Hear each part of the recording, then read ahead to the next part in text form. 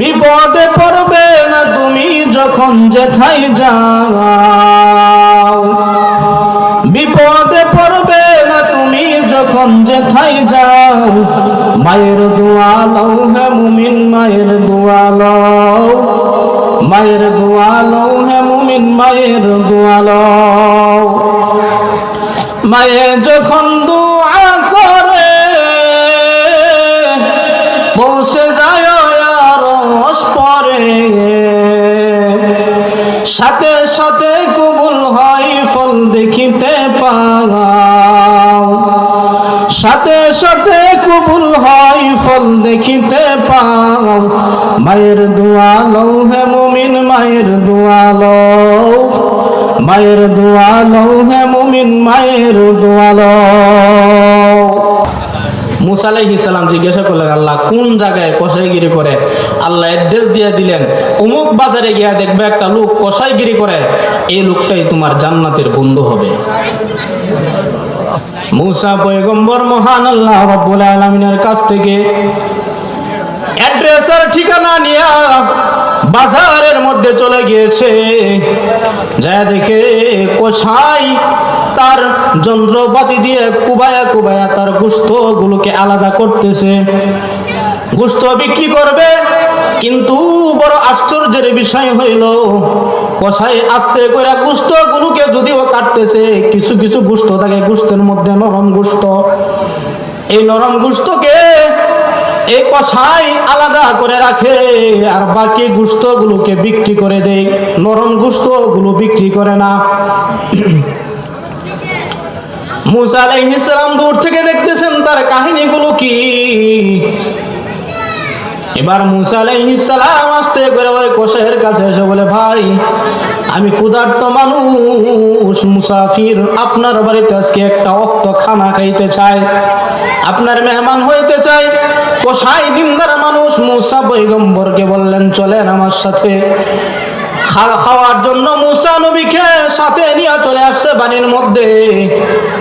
মুসা পয়গম্বর বলে, তাকায় দেখি বাড়িতে আইসা ওই যে কুচি কুচি ছোট ছোট গোশতগুলোকে রেখে দিয়েছিল, নরম নরম গোশত, ওই গোশতগুলোকে সারাদিন কাজ করে কসাই বাড়িতে আইসা ওই গোশতগুলোকে একটা পাতিলার মধ্যে সুন্দর করে ধৌত করে পাকাইলো। সুন্দর করে পাকায়া তার অসুস্থ একজন মা আছে যে বিছনায় শায়িত, এই কসাই তার মাকে খাবার রেডি হওয়ার পরে মাকে নিজের কোলের মধ্যে নিয়ে নিয়েছে। সন্তান যেমন মা ছোট সময় সন্তানকে যেমন কোলের মধ্যে নিয়ে মা বড় আদর করে করে লুকমা বানায় খাওয়ায়, মুসার বন্ধু ওই কসাই সেও তার মারে কুলের মধ্যে নিয়া ওই ছোট বাচ্চার মতো ছোট ছোট করে লুকমা গুলোকে আস্তে আস্তে নরম করে মার মুখের মধ্যে দেয়। মা যে গোশতগুলো খেতে পারে না, সন্তান নিজের মুখে চাবায়া নরম করে ওই গোশতগুলো মার মুখে দেয়। সারাদিন কাজ করে আইসা কসাই মার এমন খেদমত করে, মা সন্তানের উপর খুশি হয়ে গেছে। সন্তানের আচরণে, সন্তানের ব্যবহার, সন্তানের আপ্যায়ন, সন্তানের খেদমতে মা বড় খুশি। এবার মা ওই কসাই সন্তানের জন্য কানের কাছে কি যেন ভিড় ভিড় করে বলে। মুসা পয়গম্বর জিজ্ঞাসা করলেন, কসাই ভাই আপনার মা আপনার কানের কাছে কি যেন বলে, আমাকে একটু বলুন আপনার মা কানে কানে কি বলল। কসাই বলে, আমার মা এমন একটা দোয়া করে যে দোয়াটা প্রত্যেক দিন করে। দোয়াটা হইল, আমি আমার মাকে এরকম খেদমত করে যখন বিছানার মধ্যে রাখি, মা কানের কাছে বলে, আল্লাহ আমি আমার সন্তানের জন্য দোয়া করি, ইবাদত দিয়া তো আমার সন্তান জামানার নবী পয়গম্বর হযরত মুসা পর্যন্ত বসতে পারবে না, আমি আমার সন্তানের জন্য দোয়া করি, আল্লাহ গো আমি আমার সন্তানের খেদমতে খুশি, আমার সন্তানকে তুমি জামানার পয়গম্বর মুসার সাথে জান্নাতে থাকতে দিবা। মার দোয়া কবুল। জামানার পয়গম্বর মুসার রফিক হিসাবে মার দোয়ার কারণে কসাইর আল্লাহ বন্ধু বানাইছেন। আল্লাহু আকবার। মা বাপ বড় দামি একটা সম্পদ রে ভাই। এমন একটা সম্পদ যদি দুনিয়া থেকে বিদায় হয়ে যায়, তাম পৃথিবী খুঁজলে আমার মমতা বাবার মমতা খুঁজে পাওয়া যাবে না। মা এমন এক সম্পদ, যদি সন্তানের জন্য দোয়া করে ওই দোয়াটা আসমানের মধ্যে চলে যায়। আবার সন্তানের জন্য যদি মা বদদোয়া দেয়, ওই বদদোয়াটাও মহান আল্লাহর কাছে কবুল হয়ে যায়। সুদোয়া করলে, ভালো দোয়া করলেও কবুল, খারাপ দোয়া করলেও কবুল। মায়ের দোয়ার বরকত এত বেশি। আপনারা জানেন বাইজিদ বুস্তামির কাহিনী, আপনারা জানেন, বলার অপেক্ষা রাখে না। এই বাইজিদ বুস্তামি এত বড় বাইজিদ হইলেন কিভাবে? মার দোয়া। হযরত আজমির শরীফের যিনি বিশ্বাস ছিলেন খাজা মুঈনুদ্দিন চিশতি, এই খাজা মুঈনুদ্দিন চিশতি এত বড় মুঈনুদ্দিন চিশতি কেমনে হইল? যার দোয়ার বরকতে আল্লাহ শত শত হাজার হাজার মানুষকে কালিমার ছায়াতলে আশ্রয় দিয়েছেন মার দোয়ার কারণে। বড় বড় যারা হয়েছেন মার দোয়া নিয়ে হয়েছেন। মার দোয়া ছাড়া আগানো যায় না। মা বাপ আপনার আমার জিন্দেগিতে বড় দামি সম্পদ, যে সম্পদের তুলনা হয় না। মার সন্তুষ্টি, বাবার সন্তুষ্টি, এত খুশি আল্লাহ পাক হাদিসের মধ্যে আল্লাহ রাসূল বলেন যে বাবার সন্তুষ্টিতে আল্লাহ সন্তুষ্ট, আর বাবার অসন্তুষ্টতে আল্লাহ স্বয়ং অসন্তুষ্ট।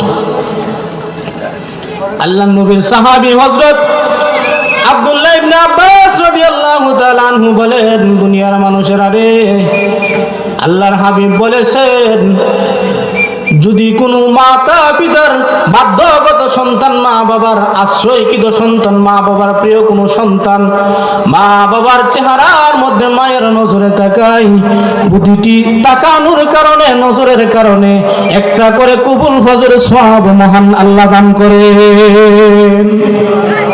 মক্কা মদিনায় হজ করছেন, কবুল হয়েছে, কোনো গ্যারান্টি নেই। কেউ বলতে পারবে না আমার হজটা কবুল হয়েছে, অথচ বড় হজ আপনার ঘরের ভিতরে আছে। আল্লাহ রাসূল বলেন, মার কণ্ঠে, মার চেহারার দিকে, বাবার চেহারার দিকে যদি শুনো সন্তান মায়ের নজরে একবার তাকায়, প্রতি তাকানোর বিনিময়ে আল্লাহ তার আমল নামায় কবুল হজের সওয়াব দান করেন। সাহাবী জিজ্ঞাসা করছেন, নবী আমি যদি দৈনিক মার চেহারায় 100 বার তাকাই তাহলে কি হবে? নবী বলেন, দৈনিক যদি 100 বারও তুমি তাকাও, প্রত্যেক তাকানোর বিনিময়ে আল্লাহ তোমার আমল নামায় কবুল হজের সওয়াব দিবেন। শুধু তাই না, হযরত আবু হুরায়রা রাদিয়াল্লাহু তাআলা আনহু নবীর এক সাহাবী, উনিও বলেন যে আল্লাহ রাসূল সাল্লাল্লাহু আলাইহি ওয়াসাল্লাম বলেছেন, যে ব্যক্তি তার নাফিসা নাক ধুলায় দূষিত হোক, তার নাক ধুলায় দূষিত হোক, তার নাক ধুলায় দূষিত হোক, নবী 3 বার বললেন। সাহাবীরা জিজ্ঞাসা করলেন, নবী হে আল্লাহর রাসূল, কোন ব্যক্তির উপর ধুলায় দূষিত হোক? রাসূল বলেন, ওই ব্যক্তির নাক ধুলায় দূষিত হোক যে পিতা মাতা কোনো একজনকে অথবা উভয়কে বার্ধক্য অবস্থায় পেল, অথচ তাদের খেদমত করে জান্নাত কামাই করতে পারল না, তার নাক ধুলায় দূষিত হোক। এটা আরবের একটা প্রবাদ। আমরা যেমন বলি, এই বেটা তুই ধ্বংস, তুই ধ্বংস, চাচা মুরব্বী মানুষ, তুই ধ্বংস হ, তুই ধ্বংস হ বললো। তো একজন যে গেল যে চাচা ধ্বংস হ মানে কি? বলে হে বেয়াদব, হ্যাঁ কথা শুনে না, এই জন্য বললাম যে তুই ধ্বংস হ। এটা আরবের একটা প্রবাদ ছিল যে ধুলায় দূষিত হোক, যে একটা মানুষ যদি মন্দ কোনো কাজ করে তখন তার এই কথাটা বলতো। রাসূল বলেন, যে ব্যক্তি তার পিতা মাতা অথবা পিতাকে অথবা মাতাকে একজনকে পাইল আর তাদের খেদমত করে জান্নাত কামাই করতে পারল না, সেই ব্যক্তির নাক ধুলায় দূষিত হোক। মার দোয়া বড় দামি একটা সম্পদ। মার দোয়ার কারণে আল্লাহ পাক রব্বুল আলামিন সন্তানের মাকাম বহু উঁচা বানায় দেয়। হযরত বাইজিদ বুস্তামি এমনি হয় নাই। বাইজিদ বুস্তামি হয়েছে মায়ের দোয়ার বরকতে, মায়ের দোয়ার কারণে। যত বড় বড় মনীষী আছে তারা মায়ের দোয়া নিয়েছেন তো দামি হয়ে গেছেন।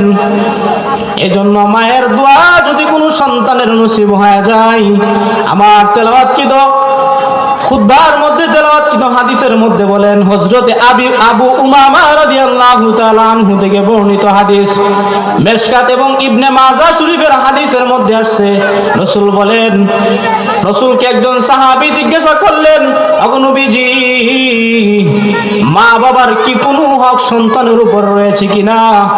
আল্লাহর রাসূল বলেন, মা বাপ এমন সম্পদ, এই মা ওই তোমার জান্নাত, আবার এই মা বাবাই তোমার জাহান্নাম।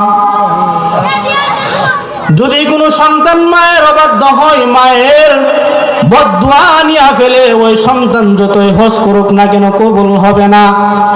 ওই সন্তান যত নামাজি হোক না কেন কবুল হবে না। ওই সন্তান আল্লাহর যত পেয়ারা হোক না কেন, আল্লাহর কাছে যতই ইবাদত বন্দেগীতে আগানোর চেষ্টা করুক না কেন, মহান আল্লাহ তার দোয়া কবুল করবে না, তার ইবাদত কবুল হবে না। মহান আল্লাহ পাক রব্বুল আলামিনের দরবারে তার দোয়া কবুল হবে না, তার তওবা পর্যন্ত আল্লাহর দরবারে কবুল হবে না যদি মায়ের মনে কষ্ট দেয়, বাবার মনে কষ্ট দেয়। সমাজে বহু মানুষ আছে মা বাবার মনে কষ্ট দিছে। মা বাবা এমন এক সম্পদ, যে সম্পদ অনেকে বুঝে দুনিয়া থাকতেই বুঝে, আবার অনেকে দুনিয়া থাকতে বুঝে না, দুনিয়া থেকে বিদায় হইলে বুঝে। যে লোকটার মা নাই, ওই লোকটারে জিজ্ঞাসা করেন মা কেমন ছিল, মা কেমন মমতাময়ী ছিল। একটা সন্তান দুনিয়াতে জন্ম দিতে গিয়ে মা যেই পরিমাণের কষ্ট সহ্য করে, সন্তান যদি তার হায়াতি জিন্দেগির পুরা সময় শুধু প্রসব বেদনার কষ্টের বিনিময়ে মা বাবাকে খেদমত করতে থাকে, মায়ের ঋণ শোধ হবে না। সাহাবী নবীকে জিজ্ঞাসা করছেন, নবী, আমার মা ছোটবেলায় আমারে কুলে লইল, আমি বৃদ্ধ অবস্থায় মারে কুলে নেই, মা আমারে গোসল করাইছে, আমিও গোসল করাই দেই, মা আমাকে খাওয়াই দিছে, আমিও খাওয়াই দেই, মা আমার সেবা করছে, আমিও মায়ের সেবা করি, পায়খানা পরিষ্কার করছে, প্রস্রাব পরিষ্কার করি, আমিও যদি করি, তাহলে কি মা বাবার হক আদায় হবে? রাসূল বলেন, হবে না। সাহাবী তো আশ্চর্য হয়ে গেলেন, নবী, আমি এত কিছু কইরাও হবে না, মা করলো।